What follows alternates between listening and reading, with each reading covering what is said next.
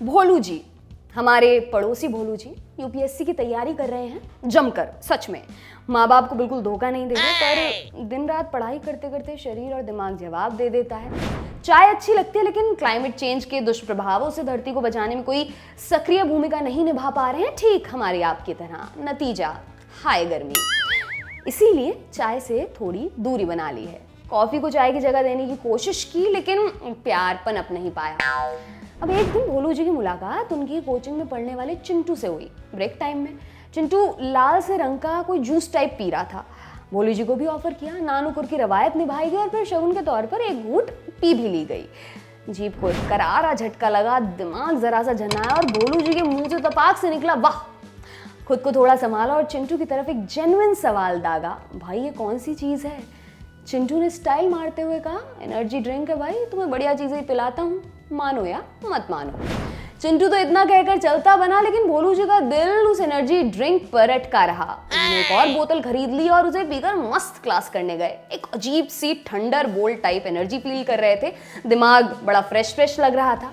अब जब भी कभी भोलू जी को पढ़ाई के बीच में थकान टाइप फील होती, एक एनर्जी ड्रिंक की बोतल गटक लेते। बड़े सीक्रेटिव मिशन के तहत बिना हो हल्ले के उनके जीवन में चाय की जगह एनर्जी ड्रिंक ने ले ली। धीरे धीरे भोलू जी को एनर्जी ड्रिंक की आदत लग गई, लिमिट से ज्यादा प्यार बढ़ गया और वहीं से हो गया सारा गड़बड़ झाला शुरू।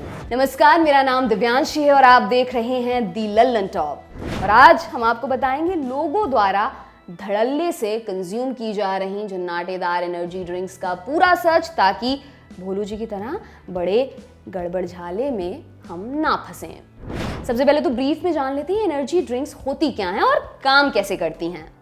एनर्जी ड्रिंक उस पेय या बेवरेज को कहा जाता है जिसमें शुगर, कैफीन, विटामिन्स और गुआराना, टॉरिन और एल कार्टिनाइन जैसे स्टिमुलेंट्स पाए जाते हैं। स्टिमुलेंट्स माने क्या? स्टिमुलेंट्स ड्रग्स की वो कैटेगरी होती है जो इंसान की फिजिकल और मेंटल फंक्शनिंग को टेम्पररी तौर पर बेहतर कर देती है, यानी मूड अच्छा हो जाता है, एनर्जेटिक फील होने लगता है।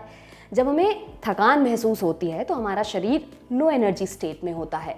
एनर्जी ड्रिंक्स पीने से एक्स्ट्रा एनर्जी का एक टेम्पररी बूस्ट हमें मिलता है, जिससे हम और ज़्यादा एक्टिव या अलर्ट फील करने लगते हैं। तमाम स्टडीज़ भी इस बात की पुष्टि करती हैं।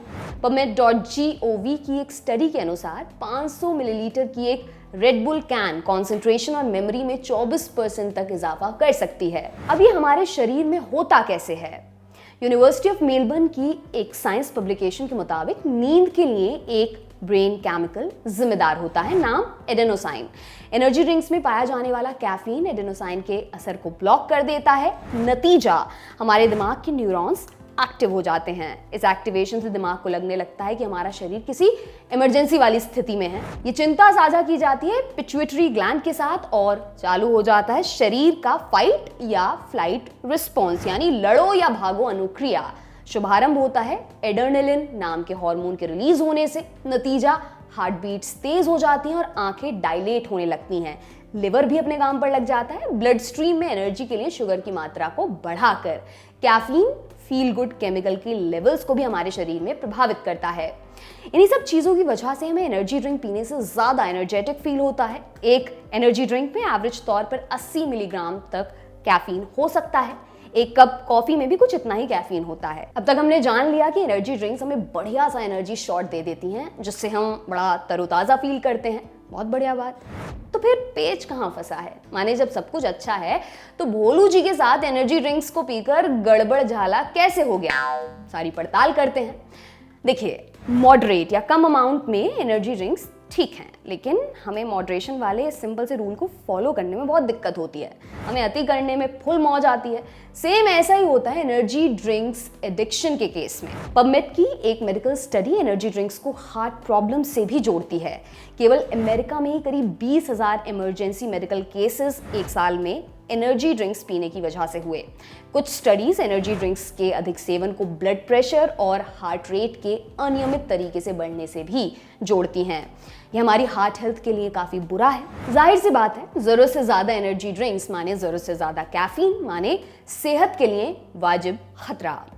कार्डियोलॉजिस्ट डॉक्टर रॉबर्ट सीगल के अनुसार कम मात्रा में कैफीन ठीक है, क्योंकि यह आपके मूड को इम्प्रूव करता है और आपको ज़्यादा अलर्ट भी फील कराता है, लेकिन ज़्यादा मात्रा में यह आपके ब्लड वेसल्स को डायलेट नहीं होने देता, जिससे वे तंग हो जाते हैं और ब्लड प्रेशर बढ़ जाता है।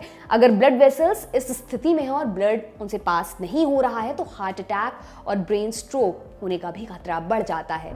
दूसरी बात, एनर्जी ड्रिंक्स में अच्छी खासी मात्रा में शुगर मौजूद होती है। अगर आप एक दिन में इतनी शुगर कंज्यूम कर रहे हैं तो ब्लड शुगर का स्पाइक होना तय है। एक स्टडी के अनुसार दिन में 1 या 2 शुगर वाली ड्रिंक्स पीने से ही टाइप 2 डायबिटीज का खतरा 26% तक बढ़ सकता है। तीसरी बात, कई लोग एनर्जी ड्रिंक्स को अल्कोहल के साथ मिक्स करके भी पीते हैं, बड़ा फैशन है इसका भी, लेकिन यह भी बेहद खतरनाक साबित हो सकता है। कैसे? दरअसल एनर्जी ड्रिंक्स में होता है कैफीन, जो अल्कोहल के डिप्रेसिव असर पर हावी हो जाता है। इसकी वजह से नशा तो कम फील होता है, लेकिन अल्कोहल कंजम्पशन ज्यादा हो जाता है। नतीजा, अल्कोहल का नेगेटिव असर शरीर पर पड़ने लगता है। चौथी बात, एनर्जी ड्रिंक्स पीने वालों में टीनेजर्स और बच्चों की संख्या अच्छी खासी है। ये ड्रिंक्स इस उम्र वर्ग के लोगों को कैफीन डिपेंडेंट भी बना सकते हैं। पांचवी बात, एनर्जी ड्रिंक्स में इस्तेमाल होने वाले कई इंग्रेडिएंट्स ऐसे हैं जिनके बारे में ज़्यादा रिसर्च उपलब्ध नहीं है। कई इंग्रेडिएंट्स एकदम नए हैं, तो ऐसा होना वाजिब भी है।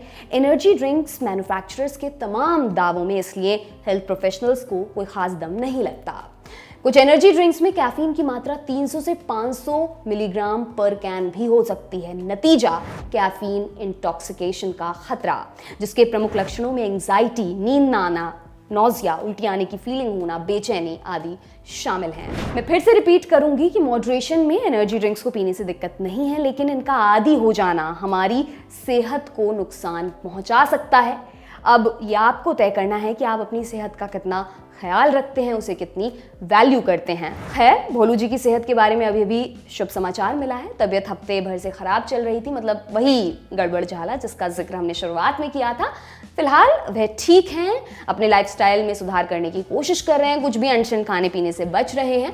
आप भी भोलू जी के केस से सीख ले सकते हैं। ज़रूरी नहीं कि हर चीज़ को एक्सपीरियंस करके ही सीखा जाए। तो ध्यान रखिएगा अपना। देखने के लिए बहुत बहुत शुक्रिया।